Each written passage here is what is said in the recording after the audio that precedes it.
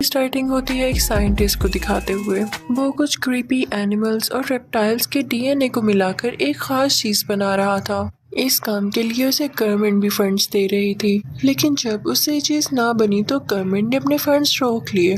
तो साइंटिस्ट ने अकेले में इस पर काम करना शुरू कर दिया और फाइनली उसने वो मेडिसिन, वो वेनम बना लिया जिस पर ना तो किसी बीमारी का असर होता था और ना ही किसी और जहर का। और वो मेडिसिन उसने खुद पर टेस्ट की। इसी दौरान उसका एक बेटा हुआ और उसने उसका नाम ब्रूस रखा। उस साइंटिस्ट को पता चलता है कि उसके बेटे में भी इस चीज का असर आ चुका है जिस मेडिसिन को उसने खुद पर टेस्ट किया था।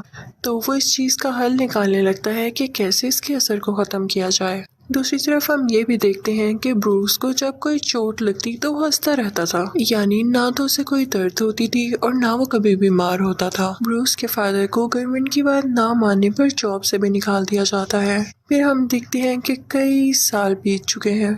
अब ब्रूस किसी और फैमिली के साथ रहता है। उसे ये बताया गया है कि उसके पेरेंट्स मर चुके हैं। अब ब्रूस भी एक साइंटिस्ट बन चुका है और उसके साथ एक कोलीग होती है जिसका नाम रोज होता है।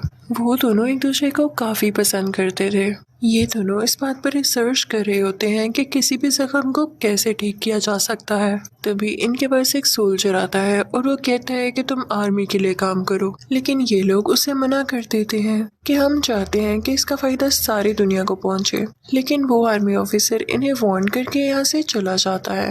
वहाँ ऑफिस में रोज को एक अजीब सा आदमी नजर आता है जो कि ब्रूस के ऑफिस में जाके उसका एक बाल उठा के अपने साथ ले जाता है। ये दरअसल ब्रूस के फादर थे जो कि अभी भी जिंदा थे और इन्होंने ब्रूस का बाल इसलिए उठाया था ताकि वो उसका डीएनए देख सकें। ऑफिस में रोज और ब्रूस जिन रेस पर काम कर रहे होते हैं उन रेस की मशीन खराब हो जाती है। ब्रूस उसको संभालने की कोशिश कर रहा होता है लेकिन वो रेस उसी पर पड़ जाती है। अगले सीन में हम देखते हैं कि ब्रूस को अब होश आ चुका है क्योंकि जब रेस पड़ते ही वो बेहोश हो गया था तो उसे हॉस्पिटल ले जाया गया था। उसके पास रोज भी बेटी होती है जो उससे कहती है कि ये रेस तो काफी डेंजरस थी, तुम्हारी जान कैसे बच गई। वो काफी हैरान होती है लेकिन ब्रूस रोज से कहता है कि रोज छोड़ो इस बात को, मैं बहुत ही एनर्जेटिक फील कर रहा हूँ, मुझे कहीं दर्द नहीं हो रहा।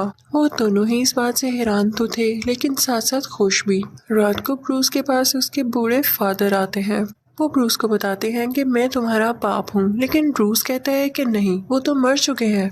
तो वो साइंटिस्ट यानी ब्रूस के फादर कहते हैं कि नहीं, आर्मी ने तुम लोगों से झूठ बोला और तुम्हारी कोलीग रोज उसी आर्मी जनरल की बेटी है जिसने मेरी रिसर्च को भी रुकवाया और तुम जिस पर रिसर्च कर रहे हो वो चीज तुम्हारे अंदर है, तुम्हें और कहीं इसको ढूंढने की जरूरत नहीं है और ना ही तुम्हें किसी की मदद चाहिए। ब्रूस अपने फादर से कहता है कि मैं आपकी बात पर यकीन कैसे कर लूं, आप इतने सालों बाद आ गए हैं जबकि मैं रोज से कई अरसे से प्यार करता हूँ। अब रात हो जाती है और ब्रूस अपनी लैब में आता है।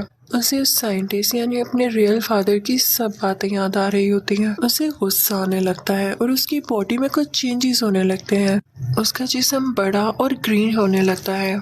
देखते ही देखते वो बहुत बड़ा ग्रीन कलर का हल्क बन जाता है। ये सब कुछ उसके फादर भी छुप कर देख रहे होते हैं। तो वो उसके पास आते हैं और ब्रूस को यानी हल्क को अपना बचपन याद आने लगता है, लेकिन ब्रूस वहाँ की सारी चीजें तोड़ के वहाँ से चला जाता है। अगले दिन हल्क से रोज मिलने आती है और वो कहती है कि लैब में बहुत अजीब चीजें हुई, क्या तुम कल लैब में आए थे। लेकिन ब्रूस को कुछ भी याद नहीं होता। वो अब हल्क भी नहीं बना हुआ था। वो कहता है कि नहीं, मैं तो कल लैब में नहीं आया, लेकिन कल मुझे बहुत अजीब ख्वाब आया और एक आदमी भी आया जो कि खुद को मेरे फादर कह रहा था। तभी वहाँ पर आर्मी जनरल यानी रोज के फादर आते हैं और अपनी बेटी को बाहर गाड़ी में बिठा देते हैं कि तुम फिलहाल बाहर ही रहो, मुझे ब्रूस से कुछ जरूरी बातें करनी है। इनफैक्ट ये आर्मी जनरल ये भी जानता था कि ये उसी साइंटिस्ट का बेटा है और ये अपने बाप का छोड़ा हुआ काम भी पूरा कर रहा है। वो अंदर आते हैं ब्रूस के पास और उससे कुछ बातें करने लगते हैं। उधर रोज ब्रूस के फादर के पास जाती है और कहती है कि ब्रूस में ऐसा क्या है जो मेरे फादर उसके पीछे पड़े हुए हैं, उससे बातचीत करना चाहते हैं हर बार। तो ब्रूस के फादर कहते हैं कि क्या तुम मेरे बेटे को अपने फादर यानी आर्मी जनरल के पास छोड़ आई, तुम नहीं जानती ब्रूस के बारे में, वो सच में यूनिक है, अगर आर्मी को ये पता चला तो वो उसे पकड़ लेगी और दुनिया भी यूनिक चीजों को एक्सेप्ट नहीं करती। दूसरी तरफ आर्मी जनरल ब्रूस से बातचीत कर रहे होते हैं कि मुझे बताओ कि तुम्हारे फादर कहाँ हैं, तो ब्रूस कहता है मुझे बस यही पता है कि वो मर चुके हैं और मुझे उनके बारे में कुछ नहीं पता। तो आर्मी जनरल कहता है कि मैं वही हूँ जिसने तुम्हारे फादर को जेल में भेजा और तुम जानते हो कि मैं हर बात का पता लगा कर रहूंगा और अगर तुमने भी मुझे सही इन्फॉर्मेशन ना दी तो मैं तुम्हें भी जेल भिजवा दूंगा। तो ब्रूस कहता है मुझे कुछ नहीं याद। तो वो आर्मी जनरल कहता है तो फिर तो तुम इस काबिल भी नहीं हो कि तुम एक लैब खोलो या कोई रिसर्च करो, तुम्हारा दिमाग तो छोटे बच्चों जैसा है। और ये बात भी याद रखना, मेरी बेटी रोज से दूर रहना। उसके बाद वो आर्मी जनरल चला जाता है और ब्रूस को एक कॉल रिसीव होती है जो कि उसके डैड की ही होती है। वो अपने डैड से कहता है कि आपने मेरे साथ क्या जुल्म कर दिया, मुझ में क्यों ये बीमारी इंजेक्ट की। तो उसके डैड कहते हैं कि ये बीमारी नहीं, ये पावर है, इसे यूज करो। तो ब्रूस कहता है कि नहीं, मैं इसे खत्म कर दूंगा। तो ब्रूस के फादर कहते हैं कि वैसे भी रोज अब तुम्हारे साथ नहीं होगी क्योंकि मैंने तुम्हारे डीएनए से कुछ क्रिएचर्स बनाए थे और वो मैंने उसकी तरफ भेज दिए हैं। ब्रूस फौरन से कॉल काटता है, रोज के घर की तरफ निकल पड़ता है, लेकिन तभी रास्ते में एक आर्मी ऑफिसर आ जाता है। ब्रूस को काफी गुस्सा आता है और अब वो दोबारा से हल्क में बदल जाता है, काफी जायंट। अब फाइनली वो रोज के घर पहुंच चुका था। वो दोनों एक दूसरे को देखने लगते हैं। ब्रूस रोज को गाड़ी में बिठा देता है और तभी वहां पर वही क्रिएचर कुत्ते आते हैं जिन्हें ब्रूस के फादर ने ब्रूस के डीएनए से ही बनाया था, लेकिन ब्रूस उनसे फाइट करके उनको भी मार देता है। इसके बाद ब्रूस रोज को सब कुछ बताता है कि मेरे डैड असल में चाहते क्या है और मेरी बॉडी में कोई हिडन मेडिसिन थी जो कि रेस लगने की वजह से सामने आ गई और मैं अब हल्क में बन जाता हूँ जब भी मुझे गुस्सा आता है। तो रोज उसे तसल्ली देती है कि हौसला रखो, मैं तुम्हारे साथ हूँ। अब अगले दिन रोज अपने फादर को कॉल करती है। वो उनकी हेल्प मांगना चाहती थी ब्रूस के लिए, लेकिन वो थोड़ी जानती थी कि वो तो ब्रूस के खुले दुश्मन है। अब जैसे ही उसके फादर को पता चलता है कि ब्रूस के साथ है तो वो अपनी आर्मी वहां पर भेजते हैं। वो लोग ब्रूस को बेहोश कर देते हैं। अब आर्मी वाले उसे अपने साथ ले आते हैं आर्मी जनरल यानी रोज के फादर के पास। रोज ब्रूस से कहती है कि मैं तुम्हें जल्द ठीक कर लूंगी, लेकिन उसे क्या पता था कि उसके फादर बहुत जालिम थे। वो ब्रूस को जमीन से 1000 फीट नीचे ले आए थे और वो उसे हमेशा के लिए बेहोश रखने का प्लान कर रहे थे। जब रोज को ये पता चलता है तो वो अपने फादर से कहती है कि आप ब्रूस से इतनी नफरत क्यों करते हैं। तो उसके फादर कहते हैं कि नफरत नहीं, वो खतरा है, खतरा। वो अपने डैड की तरह एक पागल साइंटिस्ट है। तो रोज कहती है कि मैं उसे जानती हूँ, आप मुझे उससे एक बार मिलने दें। तो उसका फादर उसे इजाजत दे देता है और वो सारा दिन ब्रूस के साथ स्पेंड करती है। लेकिन उसके बाद उसका फादर उससे कहते हैं कि आइंदा के बाद तुम ब्रूस से नहीं मिल सकोगी क्योंकि उसे कुछ लोग हमेशा के लिए अपने साथ ले जाएंगे। दूसरी तरफ जब ब्रूस के फादर को खबर मिलती है कि ब्रूस को उन लोगों ने पकड़ लिया है तो वो सोचता है कि मैं अपने बेटे की रिसर्च इस तरह से खत्म होने नहीं दे सकता। वो उस जगह जाता है जहाँ पर वो रेस होती हैं और वो रेस वो खुद पर डालता है ताकि वो भी अपने बेटे जैसा यूनिक बन सके और उसका काम पूरा कर सके, उससे बचा भी सके। लेकिन उसमें एक और रिएक्शन हो गया था, वो जिस भी चीज को हाथ लगाता वो उस जैसा बन जाता और ये भी एक अच्छी एबिलिटी थी। फिर वहाँ से ब्रूस के फादर रोज के पास जाते हैं और कहते हैं कि मुझे मेरे बेटे से मिलना है। तो रोज कहती है कि अब बहुत देर हो चुकी है, उससे वो लोग लेकर जाने ही वाले हैं। तो ब्रूस के फादर कहते हैं कि तुम्हारे फादर हैं वो जो ये सब कर रहे हैं, तुम इन्हें रोक सकती हो। तो रोज कहती है कि नहीं, मैं उन्हें नहीं रोक सकती और आप मुझसे ऐसा क्यों कह रहे हैं जबकि सारी गलती आपकी है। तो ब्रूस के फादर कहते हैं कि मेरी गलती, ये तो उसमें डीएनए के जरिए आया है और मैं चाहता था कि ऐसा ना हो। मैंने क्या क्या नहीं किया इसको खत्म करने के लिए और अभी तो मैं आप लोगों की भलाई चाह रहा हूँ ना। गलती तो तुम्हारे फादर की है जिसने मेरे प्रोजेक्ट को बंद कर दिया, वरना आज तक मैं उसकी रेमेडी, उसका क्योर ढूंढ चुका होता। वो रोज को बताता है कि हाँ, मुझसे जो गलती हुई मैं उसको मानता हूँ।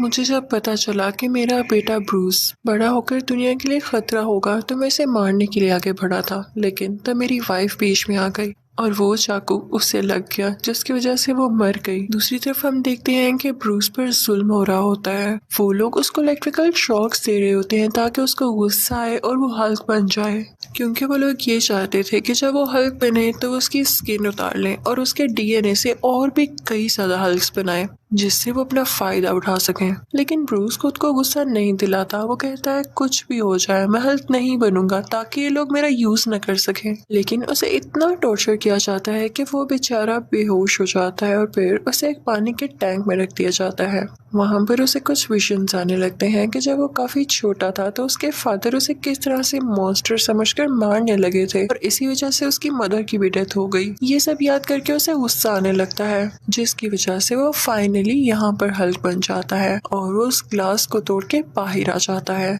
वो सारी आर्मी उसे बेहोश करने की कोशिश करती है। वो ब्रूस यानी हल्क पर फायरिंग भी करते हैं लेकिन उसे कुछ भी नहीं होता क्योंकि अब वो बहुत पावरफुल हल्क बन चुका था, जायंट बन चुका था। वो उस बिल्डिंग से बाहर आ जाता है। उसके पीछे आर्मी का हेलीकॉप्टर भी होता है जिसके ऊपर वो चढ़ जाता है। लेकिन जब हेलीकॉप्टर ज्यादा ऊपर होता है तो हल्क अपना बैलेंस खो देता है और पानी में जाकर गिरता है और फिर उस पर आर्मी फायरिंग करने लगती है। लेकिन हल्क वहाँ पानी से निकलकर शहर की तरफ आने लगता है जहाँ पर रोज भी होती है और उसे भेजा होता है उसी के फादर यानी आर्मी जनरल ने। ब्रूस जब रोज को देखता है तो वो नॉर्मल इंसान बनने लगता है। उसका गुस्सा कम होने लगता है क्योंकि उसे नहीं पता था कि ये उसके खिलाफ कोई साजिश है और इसी बात का फायदा उठाकर आर्मी उसे दोबारा से पकड़ लेती है। और जब रोज को पता चलता है कि उसके फादर ने उसके साथ धोखा किया, उससे झूठ बोला, तो उसे बहुत बुरा लगता है और उसे अपने फादर से नफरत होने लगती है। अब यहाँ पर ब्रूस के फादर भी आते हैं जो कि आर्मी से कहते हैं कि मुझे आखिरी बार अपने बेटे से मिलना है, उसके बदले में मैं सरेंडर करता हूँ, तुम लोग मुझे अरेस्ट कर लो। लेकिन यहाँ पर वो भी गेम खेल रहे थे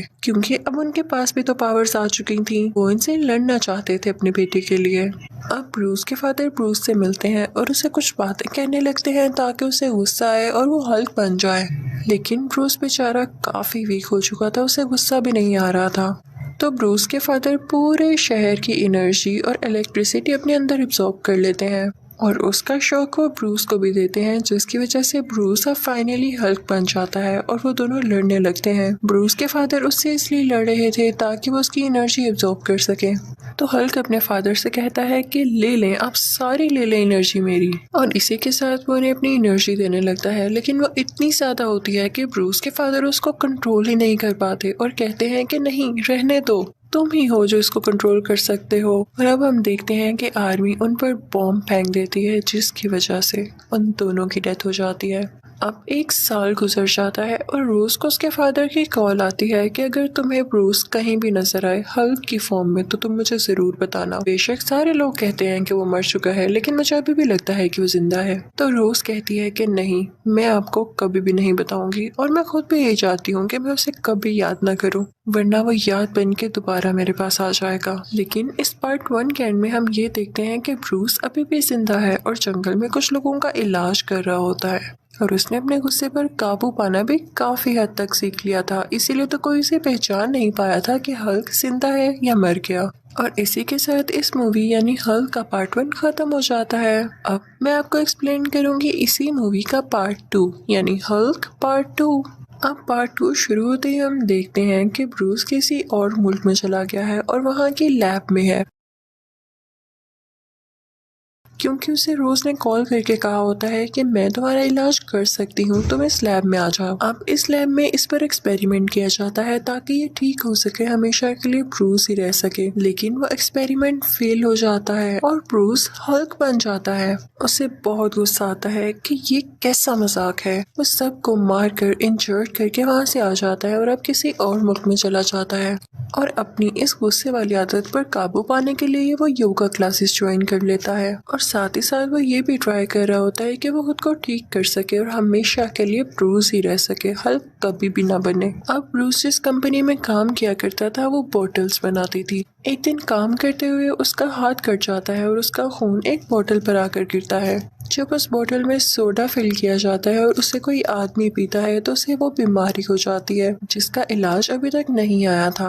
वो रिपोर्ट जब आर्मी जनरल के पास जाती है यानी रोज के फादर के पास, तो वो समझ जाते हैं कि ये जर्म्स या ये बीमारी तो ब्रूस से ही लग सकती है और वो जरूर कहीं ना कहीं जिंदा है, उसका पता लगाया जाए। और उसे पता चल जाता है कि ये बोतल्स किस मुल्क में बनती हैं। वो अपनी सारी आर्मी को वहां पर भेजता है ब्रूस को पकड़ने के लिए और यहाँ पर वो लोग उसको देख लेते हैं। ब्रूस को जब इस बात का पता चलता है तो वो कहता है कि मैं इनका मुकाबला कैसे करूंगा, और ना चाहते हुए भी उसे यहाँ पर एक बार फिर से हल्क बनना पड़ता है। और उसके बाद वो उनका मुकाबला करके वहाँ से भाग जाता है ताकि उसे कोई पकड़ न सके इस बार।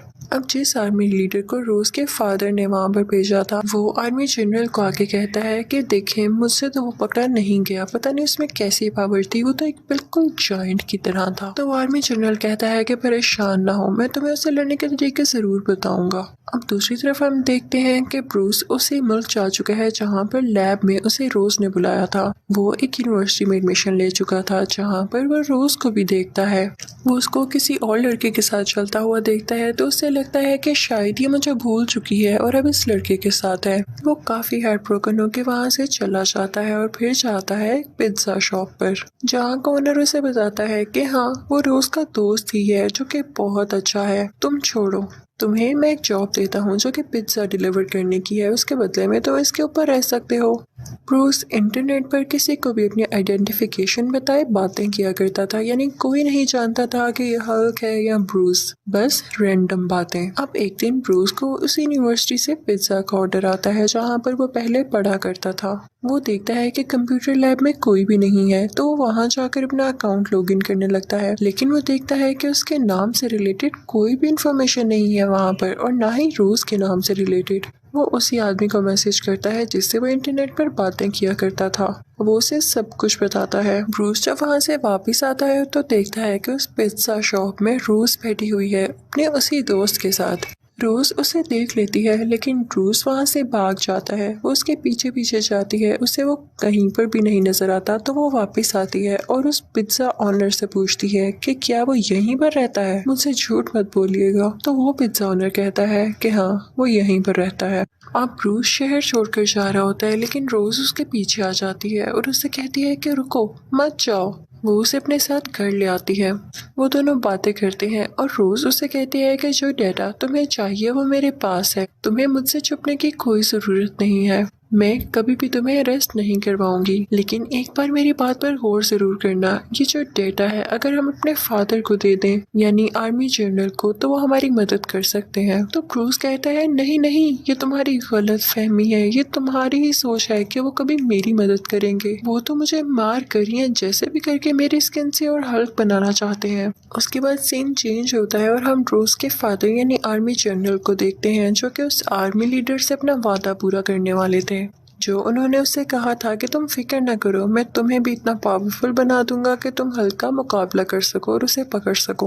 वो उसे कुछ इंजेक्शंस लगाते हैं उसके फेस में, उसकी नेक में, उसकी स्पाइनल कॉर्ड में यानी बैकबोन में, जिससे वो बहुत ज़्यादा एक्टिव हो जाता है, काफ़ी पावरफुल हो जाता है।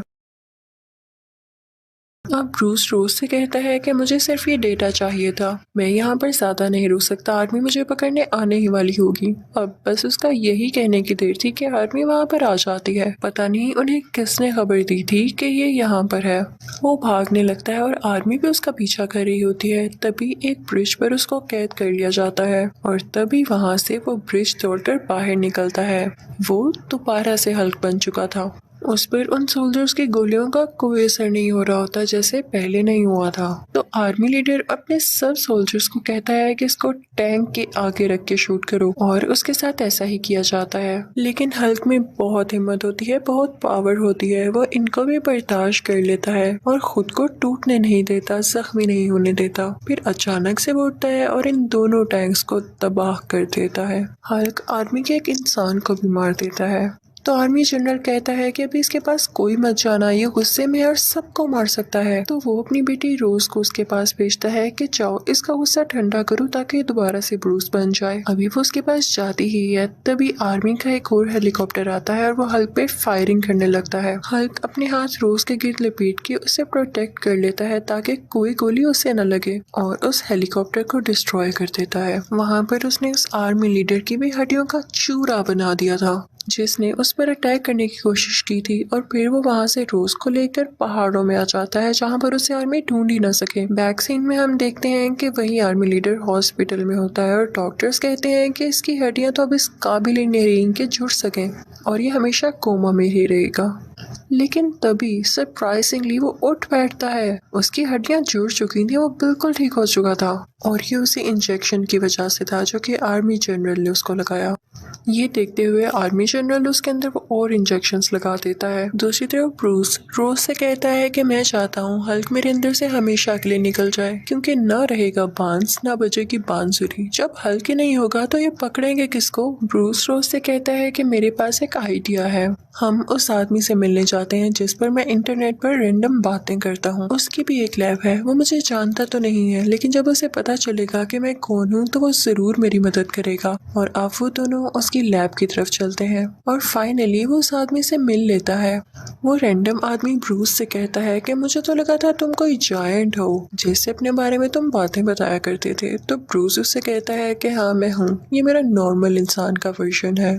तो वो आदमी उससे कहता है कि देखो मेरे पास जो मेडिसिन है वो बहुत स्ट्रॉन्ग है, मैं नहीं जानता कि तुम उसे कंट्रोल कर सको या नहीं, उसे बर्दाश्त करो भी या नहीं, तुम उससे मर भी सकते हो, क्या मैं लगा दूं तुम्हें। तो ब्रूस कहता है कि जान की परवाह है भी किसको, मैं तो बस हल्क को हमेशा के लिए मारना चाहता हूँ। अब उसको लैब में ले जाया जाता है लेकिन वो मेडिसिन इंजेक्ट करने के लिए सबसे पहले उसे हल्क बनाना जरूरी था, इसलिए उसको इलेक्ट्रिकल शॉक्स लगाए जाते हैं ताकि वो गुस्से में आके हल्क बन सके। और ऐसा होता भी है। रोज उससे बातें करने लगती है कि देखो किसी चीज का नुकसान मत पहुंचाना, हम यहाँ पे तुम्हारी भलाई के लिए ही तो आए हैं, याद रखना सब। और इसी के साथ वो रैंडम आदमी अपनी वो मेडिसिन उसमें इंजेक्ट कर देता है, जिसके बाद से वो हल्क अब ब्रूस बनने लगता है, यानी असली फॉर्म में आने लगता है, एक अच्छा सा इंसान। वो रैंडम आदमी काफी खुश होता है क्योंकि उसका एक्सपेरिमेंट कामयाब रहा था और उसने इस बीमारी का हल भी ढूंढ लिया था।